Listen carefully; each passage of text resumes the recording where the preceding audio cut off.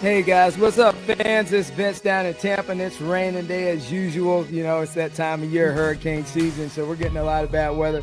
But I want to welcome two people on. We're going to talk about Patriots to Education, and they're talking about they've sunset Troops to Teachers, and they're looking at setting up a program to go ahead and make the next stage for veterans and their spouses and even family members to get into areas of teaching and district jobs. So with that being said, Georgianne, how are you doing? I'm doing fine. I appreciate this opportunity to speak to your fans. I appreciate it. Mike, how are you doing?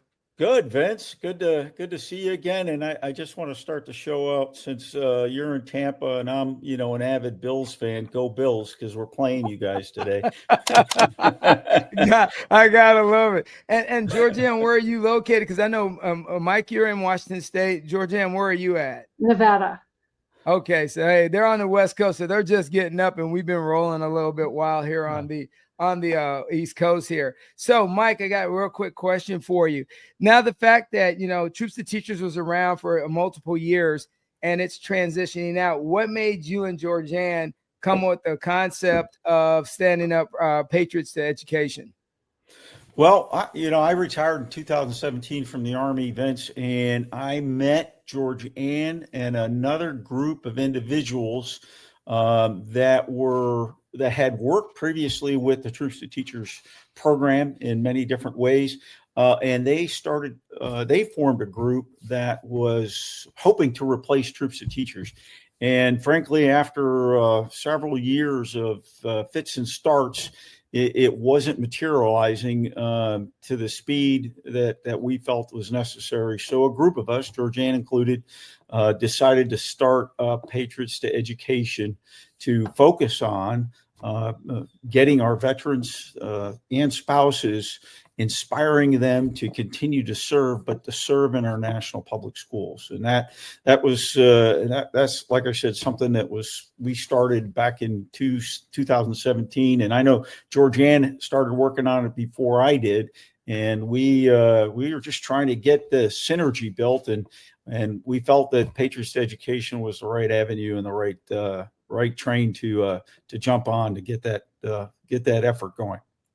All right, so Georgianne, what from your foxhole, what was the thing that drove you to see that there probably was a need in society, to go ahead and get with this project? Mike framed it up beautifully, but like everybody has their individual perspectives on why they want to do things. So what was your individual perspective that made you? Well, first of all, my father was career military. He served 26 years active duty. And so we were raised on military installations. So the people who are serving our country in that way are very important to me. And then I was a high school teacher, a high school assistant principal, and I headed human resources for the Clark County School District here in Las Vegas for 16 years. Wow. And it's the fifth largest district in the country. And during that time, we experienced unprecedented growth. And I worked with Troops to Teachers in order to reach out to military people to tell them about all the opportunities. And so it was very important. And we were really shocked and disappointed when the Department of Defense decided not to move ahead with Troops to Teachers. So Georgianne, why do you think it's so important that we now bring in spouses and military member veterans and to get them back into the area of school district service? Why do you think it's there are many reasons. From the military side, people who have served our country, whatever the function, have given, and it's very important to them to do something that matters to the country, something that matters to their community. And that's for, spouses also. And we give that avenue. For school districts, they're experiencing critical shortages, and they're looking for strong people who have that passion and are driven by wanting our young people to be a strong next generation, in addition to loving our country. It just matches. It becomes almost a national security issue if our kids are not being properly educated. So therefore, all these things going together say this needs to be done as soon as possible. Oh, well, love the way you framed it, Mike. I want to say thank you for your service. And what do you think some of the today in the 21st century, since we've drawn down for more, Mike? What do you think some of the transitioning challenges will be for some of the service members to get into the school districts? Because now, Truth to Teachers was kind of like from foxhole to classroom. You're taking on a bigger strategic plan. Yeah, we are focusing on helping, well, first connecting the veterans with the school districts around the country. We've started in several states. We have pilot programs now in California, Nevada, Florida, uh, uh, we're starting in North Carolina, and then did I say California? I think I did. But we have Texas too as well. Yeah. So we are expanding our capabilities in those states. Our main goal and our focus is to connect veterans as they're transitioning out of the service and inspire them to look at education as a new mission for them, because they understand accomplishing the mission. They, from the first time they join the service, they understand the mission is a priority, and they are taught, they're to lead, they're taught to execute, and they're taught to be successful, and they strive for that. So inspiring them to continue to serve in our national public schools is, I think, an easy transition.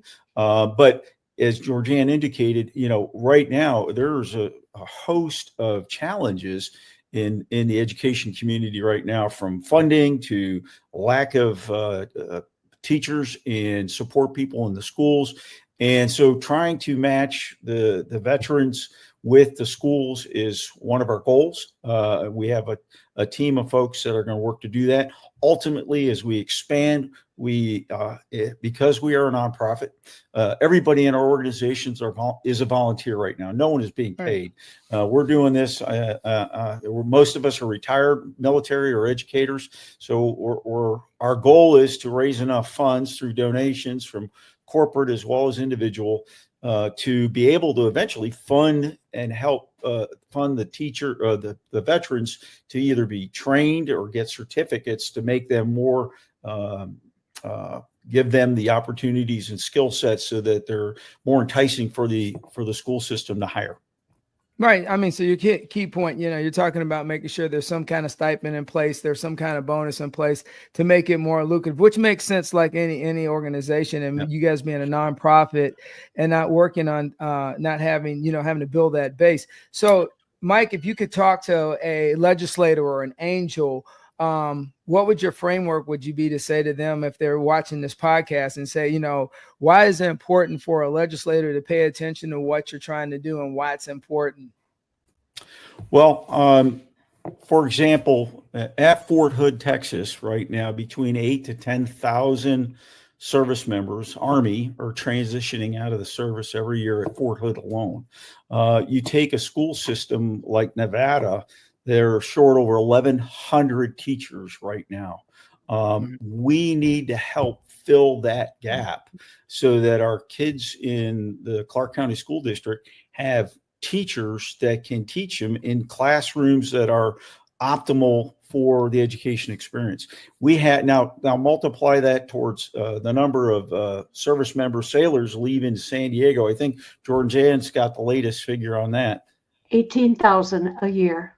So, wow. So you're talking 28,000 veterans are leaving the service just from 2 installations in our country. And then you look at the gaps in all the school districts around the country at the education or teacher level, as well as the support level. And there's clearly a pool of soldiers, sailors, airmen that are looking for their next step, their next career path. And we now have this vacancy. We have these vacancies across the nation in our public schools. We've got to be able to link them together. Oh, no, absolutely. It's really, from a holistic standpoint, it's a national defense issue that we have to put security of having people that have been trained with discipline and into the classroom. So, Georgianne, I'm going to pose the same question to you, but I'm going to take it from since you were the educator. How are you relaying this message to superintendents of different areas?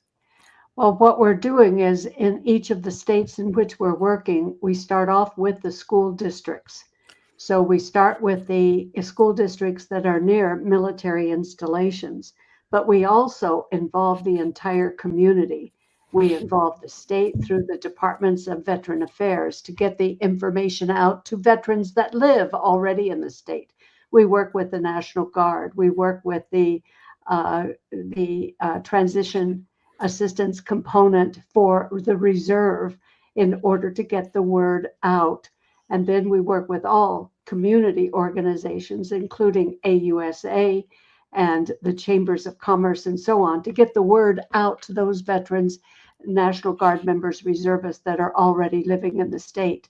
And then with the school districts who are eager to work with us, we develop partnerships molding what we're doing in that state to the conditions in that state. So you can't do the same thing and reaching out and crafting, what you're doing in California as you can in Nebraska. So we take our model and then we make any changes that are necessary depending upon the state and the culture. But the school districts have been very receptive so far, as have the community and governmental groups that we're working with. All right, so that is great content in the way you frame that. And Mike, as you look at them, they have sunsetted Troops to Teachers. How are you nesting the knowledge that you learn from that program as you sit there and you build this plane in flight and you guys are building this construct? You're taking the good things from it and you're leaving out some of the bad things, but you're nesting it. How's that coming along for you? I think it's working well. As Georgianne mentioned, we're Troops to Teachers 2.0, I like to say. I like that. In the sense that we've expanded the base of potential veterans to include National Guards and Reservists. We've included spouses in our effort. And then the third thing is Troops to Teachers was focused primarily on teachers. Well, guess what? There's a whole host of support staff and admin staff that support those teachers in the classroom. And so we are including in those opportunities as well as we talk to our veterans and spouses that are leaving the service to make sure that they understand. I mean, there are IT people that in our services that leave the service. Hey, there are IT jobs in the school districts. There are career counselors. There's food service. We have wheeled vehicle mechanics. And, Vince, by the way, thank you for your service. I know you were in the Army as well with me, but, we have wheeled vehicle mechanics, NCOs that leave the service. They would make excellent bus maintenance supervisors. And there are opportunities like that in our school system. So our goal in PTE is to be that next step and 2.0 version of Troops to Teachers. Wow. So who do you kind of partner with right now? And if you're looking for partners, what message, Georgianne, and then I'll let Mike go, or message are you sending out for people to partner with you to help you grow with your program? Well, as we go, I tell you, one organization that's been very helpful to us is the Association of Defense Communities. And they are an organization made up of groups that are already formed in areas where there's an installation, and that they have already joined together with that installation to work to make life in that area better for everybody involved. They've given us leads in each state about the groups that already exist in that state. So we'd like to say that people who are already concerned about our schools, organizations that have as their mission the improvement of school quality for kids, those that care about veterans and are working for the betterment of their lives, those are the people that we reach out to in each state, and that we need to support us both in the working and in supporting us in other ways. Oh, great. And Mike, so if you were looking, what's your expectations of if companies say they can't get funding, but they can give support by hosting? What message do you want to put out to like Fortune 500 companies, or our general small business companies that you would look for support for? Because education is their next workforce. And so I think some people need to kind of wake up and start understanding that you got to teach the next generation to be the next workforce. Well, this has been drilled into us as service members. It's not the machines in the services, it's the people in the services, and the future people in those services are young men and women going through grade school and high school today. And so we need to focus on making them well educated, great Americans, patriots, and future they're our strategic future. Let's face it. To our corporate sponsors, I mean, first of all, we have a couple, and I'd like to shout out to Rolls-Royce for providing the seed money for our organization. AUSA, Georgianne mentioned the defense community, but TD Bank and others have come forward to help sponsor us, and we are looking for that seed money to grow and expand our services, not only in our existing states, but to go. I mean, eventually we want to go to 54 states and territories, and that's our goal. And then, we would certainly take in-kind support in marketing or social media assistance, equipment assistance. As we build our staff, we're going to need the funding or support for computers and laptops to be able to communicate with our new employees. As I said, right now, every one of us are volunteers. Eventually, we're going to need to hire staff, full-time staff, to be able to communicate with our veterans in the school districts in each of the states, to be our support element in those states, not only to communicate with veterans in those states, but also the school districts, and be able to communicate across our team, so that if we have a service member leaving the service in Washington State, he hails from South Carolina, and he's interested in serving in our public schools, we can reach out to our South Carolina team and find out what opportunities are available and assist that veteran in Washington to find that opportunity specific to his hometown or a region in South Carolina where he wants to go. So we need to build network teams, we call them installation teams, in each of our 50 states and territories. So that obviously takes a tremendous amount of funding. We like to say we're the Microsoft garage team here as we build and expand, to use an old phrase that Microsoft started out of a garage. We're kind of that way. We have members of our team are spread around the country. We use, we work from home, remote, and we're doing a great job. Georgianne's doing yeoman's work in the states that we're in right now. All right. And so I do know this, that Georgianne, you actually support organizations by writing articles for Patriots to Education. So what magazine can people find their content in? We're in Homeland Magazine every month. We've been asked to provide a column each month. And I can tell you, in the August edition, we're on page 47. And starting this September, I just submitted our article for September. We'll be featuring the work we're doing in each of the states. So we featured Nevada for September, which will be published very soon. And then the next state will be Texas. And then, so each month we'll be focusing in on one state and the partners that have joined us. And it's really inspiring to other states to see what can be done when the entire community comes together for a common purpose.